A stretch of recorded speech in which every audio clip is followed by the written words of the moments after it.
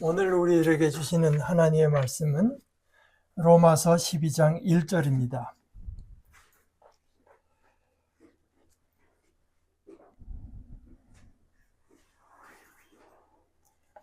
그러므로 형제자매 여러분, 나는 하나님의 자비하심에 기대어 여러분에게 권유합니다.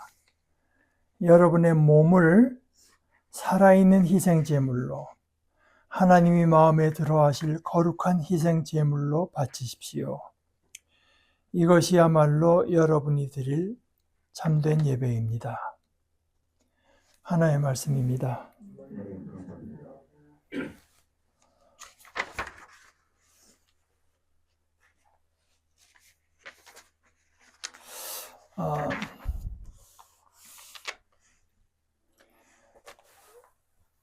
우리가 이제 예외 없이 맺었던 관계 가운데 사제 관계, 선생님과 학생의 관계로서 이제 그 중에서 이렇게 뭐라고 할까, 좀 특출한 것들을 제가 기억하게 된 게 있습니다. 하나는 여기 우리 새한글 성경 구약을 주도적으로 번역한 박동현 목사님이 독일에 가서 어느가 신학자죠. 만나서 얘기하다가 그분이 20세기에 많은 사람들이 가장 위대한 신학자로 치는 칼 바르트라고 하는 분의 제자가 돼서 그런 얘기가 나와서 칼 바르트 얘기를 했더니 그 독일 교수가 얼굴이 갑자기 발그레, 갑자기 자기 스승 얘기를 하니까. 그러더니 이 박 목사님한테 한 얘기가, 자기 스승께서는 한 번도 자기를 실망시키신 적이 없으십니다. 그렇게 얘기를 했다고 해요. 칼바르트는 우리가 가끔 얘기하는 보네퍼의 스승 역할을 해서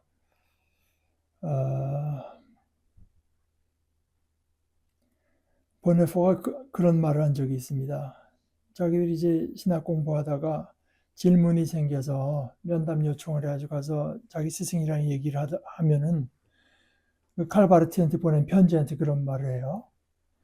선생님이랑 얘기하다 보면 언제나 우리들이 가진 생각이 얼마나 다듬어지지 않은 생각이었는가 하는 걸 느끼게 된다고, 제자들은.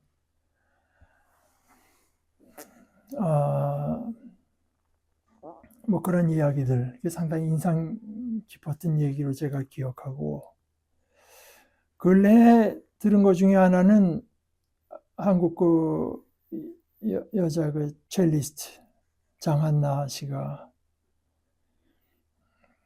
자기가 언젠가 이제 자기 스승볼 되는 로스트로포비치가 거기 나와 은퇴할 때쯤인가 자기한테 한 얘기가, 너는 이제부터 내가 너한테 준 열쇠를 가지고 이것저것 음악의 문들을 열어야 된다. 그러니까 자기가 음악의 내용을 다 가르쳐 준 건 아니지만, 난 최선을 다해서 네가 베토벤이건 모차르트건 문을 열고 들어갈 수 있는 열쇠를 이제 줬으니까, 그것도 참 인상적인 이야기로 이제 제가 기억하고 있고, 또 하나 여러 더 있겠습니다. 또 하나 이제 생각하는 거는 아까도 말씀드린 바둑 같은 경우에, 저는 바둑을 잘 못 두고, 그런데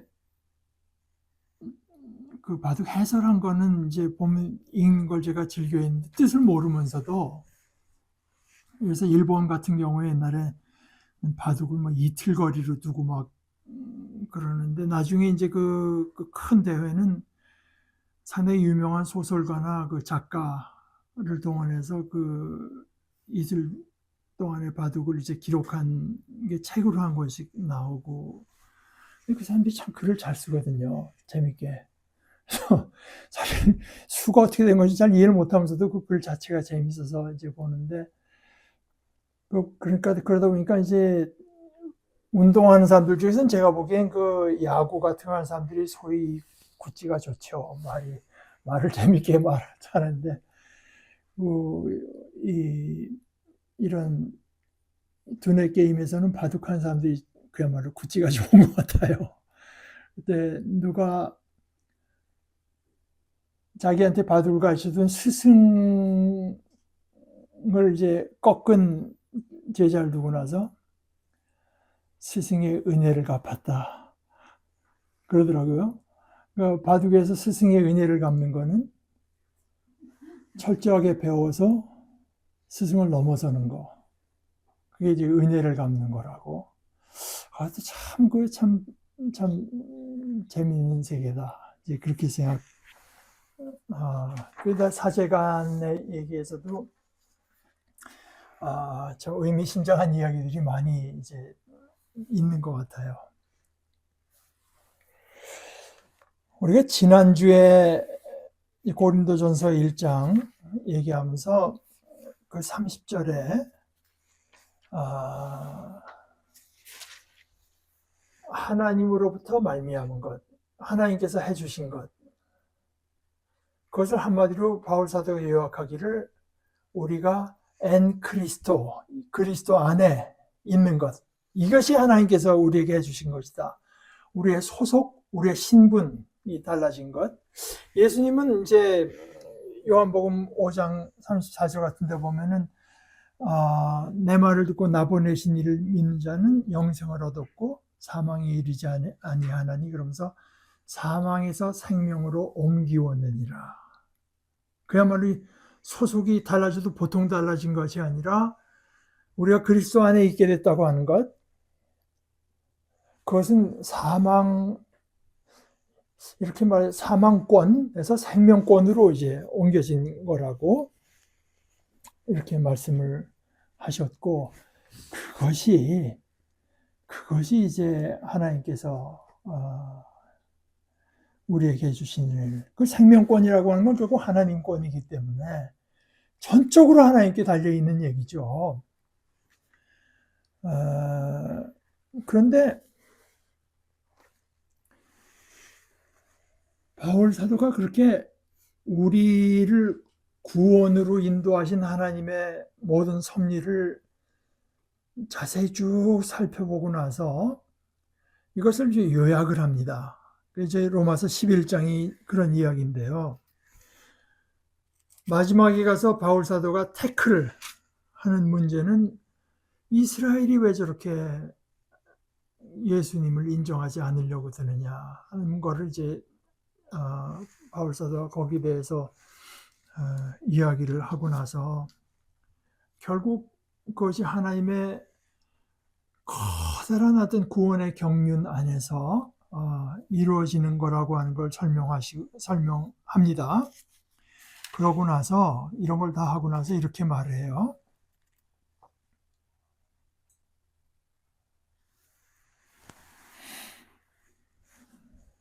좀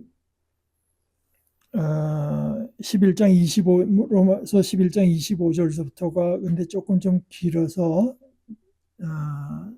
좀 띄엄띄엄 읽으면 28절에 복음으로 말하자면 이스라엘 사람들은 여러분 때문에, 그러니까 복음과 하나님과 원수가 돼야 복음이 오히려 여러분들에게 퍼져나가서, 그래서 여러분 때문에 원수가 되었지만 선택으로 치자면은 조상들 덕분에 사랑받는 사람들, 그러니까 여전히 하나님의 사랑 안에 있는 사람들입니다. 하나님의 은혜의 선물과 부르심은 취소될 수 없는 것이니까요. 그러면서 여러분은, 그러니까 이방인이죠. 로마인은 여러분은 한때는 하나님께 순종하지 않았습니다. 그러나 지금은 이스라엘 사람들의 불순종 때문에 여러분이 하나님의 자비를 입게 되었습니다.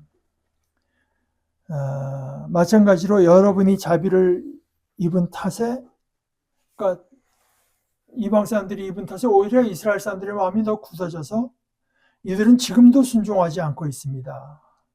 그런데 그것이 결국은 인간의 지혜로는 할 수 없는 어떤 하나님의 경륜 안에서 이들 자신도 이제 하나님의 자비를 입도록 하시려는 것입니다. 하나님이 모든 사람들을 다 같이 불순종, 여러분은 전에, 이스라엘 사람들은 지금 불순종에 가두셨기 때문입니다. 그 이유는 모든 사람들에게 자비를 베푸시려고 말입니다. 이렇게 우리가 그리스도 안에 있게 된 것을, 그 하나님께서 하신 것을 여기서 바울 사도는 한 단어, 자비라는 말로 요약합니다. 자비. 하나님의 자비를 입도록. 이 복음의 처음과 끝입니다. 그런데 예를 들어서요, 우리가 예배 때마다 함께 고백하는 사도신경 또 니케아 무슨 신경에 자비라는 말 한마디도 안 나오잖아요. 자비는 하나님께서 우리에게 베풀어 주신 하나님과 우리와의 관계, 하나님께서 우리를 보실 때 어떻게 보시는가 하는 것의 가장 핵심적인 것인데 그 신앙 고백에는 하나도 안 나옵니다. 그런데 따지고 보면 신앙 고백의 내용들 하나하나가 다 하나님의 자비에 대한 것입니다. 그리스도께서 우리를 위해서 오셔서 고난을 받고 죽으시고 살아나시고 그 살아나신 그리스도가 하나님의 권위를 가지고 계시다가 살아있는 자와 죽은 자를 가려내려 오신, 이게 전부 다 결국은 하나님의 자비 때문에 이루어지니까 자비라는 말을 하지 않지만 그 하나님의 자비가 우리에게 어떻게 나타났는가? 결국 우리가 고백하는 신앙 고백은 그것이 다른 것 아닙니다. 나는 성령을 믿으며 거룩한 공교회와 성도의 교제와 죄를 용서받는 것과, 이게 하나님의 자비 아니겠습니까? 하나님께서 우리를 어떻게 해서든지 우리를 죄 용서해 주고 싶어 하시고 죄 용서 받게 하세요. 그래서 하나님의 자비를 믿기 때문에 우리가 죄를 용서받는 걸 믿는 것이지, 하나님이 자비로우신 하나님이 아니라면 우리가 무슨 재주로 죄를 용서받겠습니까?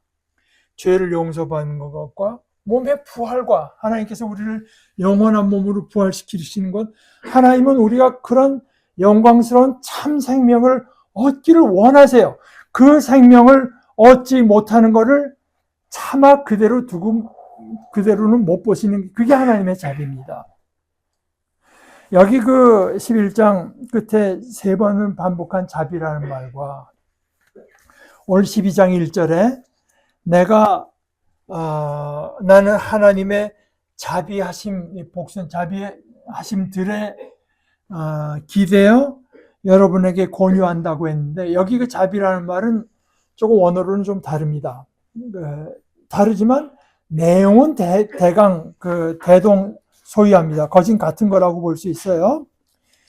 그 사전에 봐도 앞에 거 11장에 나온 자비라는 말은 어떤 사람이 굉장히 절실하게 필요한 것이 있을 때 그 사람에게 대해서 한없는 그 관심을 가지는 것, 이걸 이제 자비라고 말했어요. 그런가 하면 12장의 자비는 또 그 정의가요,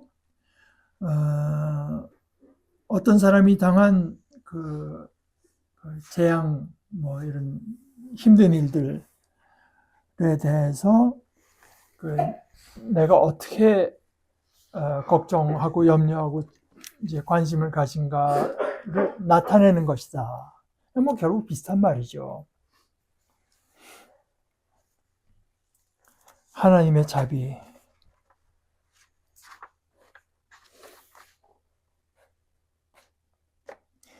그래서 하나님께서 우리를 가장 깊고 참된 의미에서 우리가 설 수 있도록, 존립할 수 있도록 해주시고, 그래서 우리가 진정한 의미에서는 자존감을 가지고 자랑스러워하는, 예를 들어서 나를 극히 사랑해 주시는 부모 밑에서 자라났다. 그 사랑을 지혜롭게 이제 표현한 부모인데, 이러면은 그 사람의 자존감과 이거는 평생을 가지 않겠습니까? 그런 의미에서의 어떤 자랑거리. 그러므로 누구든지 자랑하려거든 하나님을 자랑해라. 사실 우리가 살으려고 하면은, 우리가 하나의 건강한 개체로서 존립하려고 하면은, 우리는 우리의 존립 근거가 있어야 되고, 진정한 의미에서 자랑거리가 있어야 되죠. 하나님께서 그걸 그리스도 안에서 주신, 그리스도 안에 있게 됐을 때 우리가 그것을 얻게 된다고 하는 것이었어요. 그런데 왜 하나님께서 그 일을 행하셨는가? 다시 말해서 하나님께서는 우리가 그게 없어서 진정한 의미에서 그 존립 근거, 내가 설 수 있는 그 든든한 근거를 갖지 못해서, 또는 진정한 의미에서 내가 자랑거리로 삼은 걸 갖지 못해서 엉뚱한 데서 내 존립 근거 또는 자랑거리를 끊임없이 평생을 통해서 찾아 나서는 그 모습을 하나님께서 보지 못하시는 것, 참아보지 못하시는, 그게 너무나 불쌍한 겁니다. 우리의 존립 근거가 될 수도 없고 우리의 자랑거리가 될 수도 없는 그런 것들을 위해서, 누구는 돈 벌어서 내 마음대로 하고 다른 사람들 앞에 그냥 설 수 있다고 생각하고, 누구는 권력을 어떻게 해서, 누구는 지위를 얻어서 내가 어디 가면 그래도 내가 이런 사람이야, 내세울 수 있는, 이런 걸 가지고 자신의 존립 근거나 자신의 자랑거리를 삼으려는 그 인간의 모습이 하나님께는 너무나 안 된 것으로 보이는 것입니다. 그렇게 자신의 어떤 존립 근거나 자랑거리를 무엇에든지 찾으려고 하는데, 제가 보기에는 그 중에 가장 악성일지는 몰라도 제일 나쁜 것 중에 하나는 자기가 가진 신앙을 자랑거리로 삼으려고 하는 거, 신앙을 자신의 존립 근거로 삼으려고 하는 거. 신앙은 하나님이 아닙니다.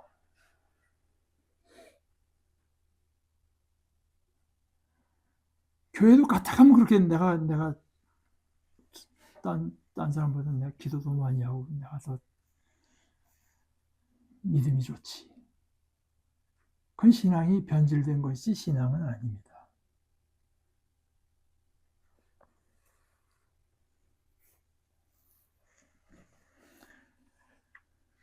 우리의 삶에는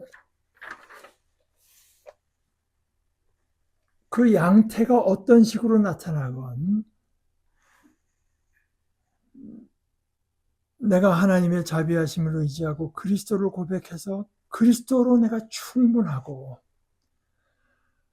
그리스도가 나의 존립 근거가 되고 그리스도가 안에서 자비를 나타내신 하나님만이 내 자랑거리가 돼서, 나는 굳이 그것을 나를 증명하고 이것을 찾기 위해서 애쓸 필요가 없이 하나님의 말씀에 순종하는 것으로 기쁨을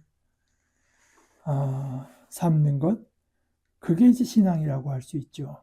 여기 오늘 12장 1절에 그러므로 형제 자매 여러분, 나는 하나님의 자비하심에 기대어 여러분에게 권유합니다. 여러분의 몸을 살아있는 이렇게 했는데, 여기서 그 자비라고 하는 것은 사실 그 모든 문맥을 살펴볼 때 독일의 그 케제만이라고 하는 아주 뛰어난 로마서 학자, 로마 바울 학자가 말한 것처럼, 여기에서 지금 자비라고 하는 바는 사실 은혜라는 말과 마찬가지다. 하나님께서 우리에게 베풀으신 은혜. 근데 은혜인데 오늘 여기서 말하는 건 뭐냐? 왜 은혜를 베풀어 주셨나? 왜 은혜를 하나님께서 그렇게 베풀어 주시나? 하나님께서 우리에게서 큰 자비를 품고 계시기 때문에, 우리를 사랑하시기 때문에 베푸셨다고 하는 하나님의 동기 차원으로 말을 하는 것이고, 은혜는 그렇게 해서 우리에게 실제로 주신 것이 무엇인가를 말하는 것입니다. 그래서 사실 은혜를 대신하고 있는 이 여기 자비라는 말이 구약 성경의 수로는 하나님의 자기 계시로서의 구원사 전체를 염두에 두고 있다, 이렇게 표현했어요. 하나님께서는 우리를 구원하시는 이 큰 구원을 베풀어 주시는 것으로서 하나님이 누구신가를 드러내시는데, 그러니까 하나님의 자기 계시로서의 구원사 전체를 살펴볼 때 바울 사도는 그것을 자비라는 말로 표현한 것이다. 은혜. 그러면 하나님께서 그렇게 우리를 도저히 말로 표현할 수 없을 정도의 큰 자비를 가지고 우리를 바라보시고 그렇게 해서 우리에게 구원의 은혜를 베풀어 주실 때 우리는 거기에 어떻게 응답할까? 우리는 어떻게 거기에 보답할까?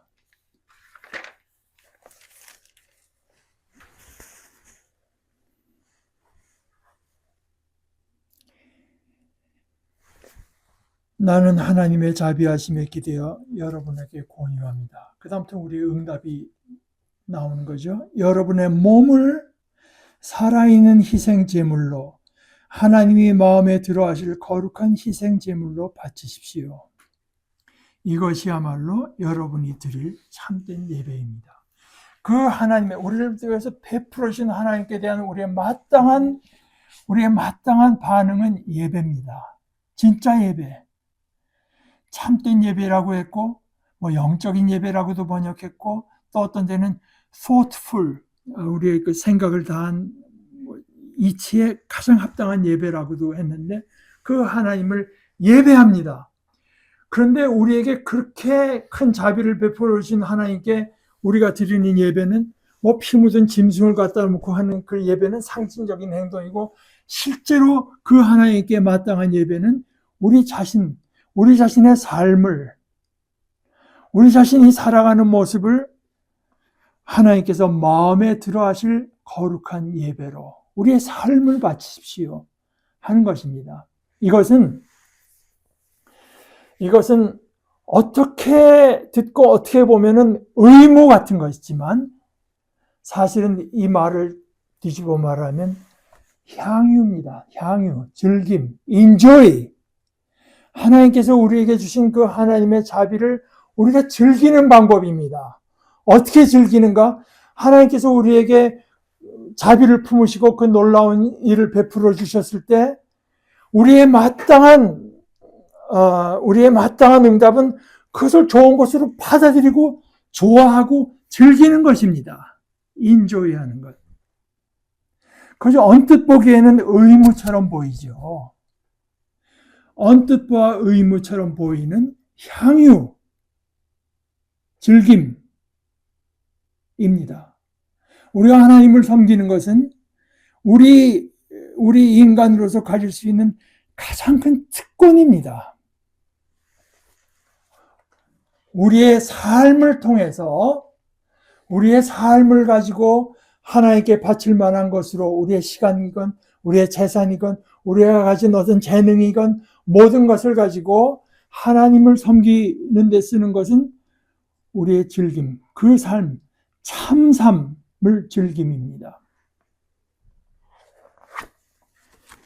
우리에게 모든 것을 가르쳐주고 마련해주고 한 스승께 보답하는 것이 그 스승의 모든 것을 내 나름대로 배워서 스승을 이겨내는 것이었다고 하면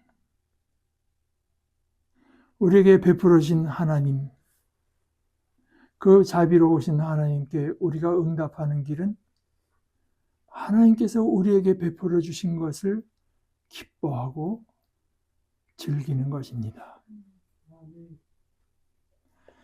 우리 같이 기도하십시다. 하나님 아버지, 저를 사랑하여 주신 이 하나님, 저희를 향해서 품으신 하나님의 자비로운 심정을 다시금 저희들에게 드러내신 것을 감사합니다. 저희들이 이 일을 저희 마음에 새기고 또 새롭게 새기고 더 넓게 새겨서 아버지께서 원하신 바로 그것, 저희들이 참 삶을 얻고 참 영광된 삶을 저희들의 것으로 소유하는 복된 곳에 있게 하여 주시옵소서. 그것으로 아버지를 기쁘시게 하고 섬기는 지혜롭고 충성된 아버지의 자녀여 백성들 되게 하여 주시옵소서. 예수님의 이름으로 기도합니다. 아멘.